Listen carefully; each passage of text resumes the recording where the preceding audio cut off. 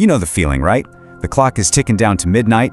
There's this buzz in the air, a mix of hope and, let's be honest, probably some cheap champagne. And there you are, standing on the edge of a new year, clutching that list of promises you're making to some future, better version of yourself. This is the year. This time it's really going to be different. But let's just stop for a second and get real. That calendar page flipping over, it's not some magic escape hatch. It's not a memory wipe. You can't just assassinate the person you were yesterday simply because it's January 1st. That person, they're still you. And guess what? They're bringing all their old habits along for the ride.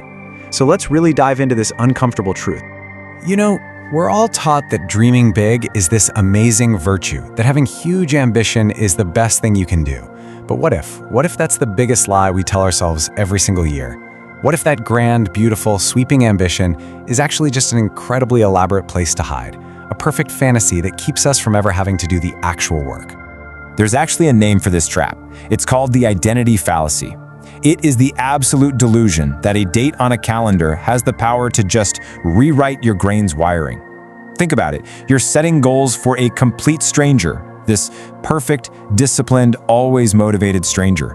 And then you act all shocked when you, the real you, can't live up to the hype.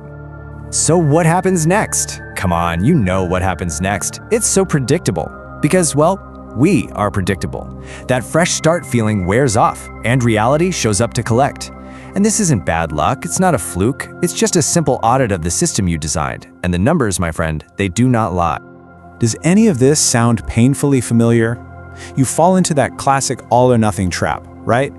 Miss one day at the gym and, the whole month is a write-off. Or you chase goals that your parents or your friends would clap for, but they leave you feeling totally empty. You aim for these vague things like get healthier, and then wonder why you never seem to get there. Oh, and my personal favorite, trying to become a marathon-running vegan novelist who meditates, all in the first week of January. It's a perfect blueprint for failure. Okay, so let's get to the part that might sting a little, the part that might poke at your ego. We really need to have a serious talk about willpower. We need to talk about effort. And we need to talk about why everything you think you know about them is probably wrong. This is so important. We have this myth that willpower is some kind of moral virtue. If you run out, it means you're weak, you're lazy. But the reality? It's just a battery. It's a consumable resource and it drains. We also believe that the world rewards sheer brute force effort. The reality? Nope. The world rewards smart, elegant structure. You don't win by trying harder. You win by designing better. And this right here, this is the secret sauce. Just think about it for a second. Water doesn't fight its way downhill. It doesn't use willpower. It just flows. It automatically finds the path of least resistance. Your own behavior works the exact same way. You're never going to succeed by fighting friction head-on. You succeed by getting rid of the friction altogether. So here it is. This is the big shift. Stop trying to be the hero of your own story, depending on these dramatic, unsustainable bursts of willpower. It's time to stop being the hero and start being the architect, the person who designs a system so well, so perfectly, that your success isn't just possible, it's inevitable. So how do you do it? How do you become the architect? You do it with actions that are so small they feel almost insulting to your big ambitions. Seriously, don't set out to write a novel, just write one single sentence. Don't commit to a marathon, just put on your running shoes and stand by the door.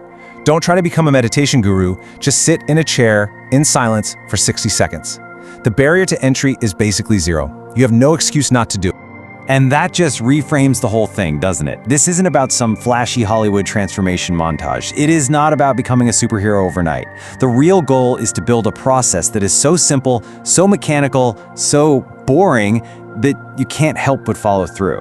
The goal is to make your own success completely and utterly inevitable. Which brings us to the end of the line. And right here, there's a choice you have to make. There's really no middle ground on this one. You have to pick a lane. Are you going to keep performing, putting on a show for some imaginary audience? Or are you finally ready to start building something real? Look, on one side, you've got the performance. You set goals for a total stranger, a fantasy version of you. Then you fail, obviously, and you use that failure as proof that you're just broken. It's a vicious cycle. But on the other side, you accept consistency. You respect the person you are right now. You design systems so small that they're basically impossible to fail, and you build a slow, mechanical process, brick by boring brick.